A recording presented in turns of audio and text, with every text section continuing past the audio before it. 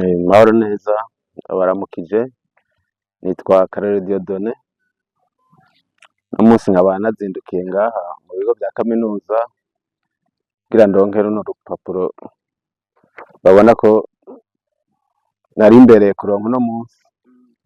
Ivyigwa mwakurikiranye vyamaze ikiringo kingana gute? Niki mwumvise cotuma muza gukurikirana bino vyigwa vy'urukino rwa tennis? Mugeni hari turamaze amezi indwi turukina, hama je ntaratangura gukina taiki nari mfise ikibazo c'isukari ca diyabete, mugabo kuva aho ntanguriye taiki isukari yaragabanutse ku rugero rwo hasi, nico rero nkavuga nti n'ubu bafise agatiro gake bakoze taiki ni ngombwa usinzire.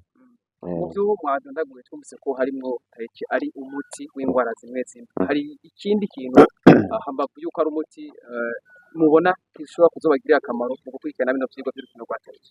Yego, hambavu yuko ari umuti no kwinonora imitsi, ni urukino rusanzwe ruzwi narwo ko ruri mu nkino zisanzwe zihari kw'isi zituma umuntu agira amagara meza uretse n'ivyo vy'ingwara. Niki muhamagarira abandi bantu musi bashobora kuba badukurikirana bataramenya aho bashobora kuja kwivuza, ko bashobora kuba bamaze kumarira uburyo bwinshi mu bitaro, aha barabivuze ko barabigisha ku buntu. Niki muhamagarira bataramenya nabo ko taiki ari umuti ku ngwara zimwe zimwe ndetse no kugira bituma umuntu agira amagara meza?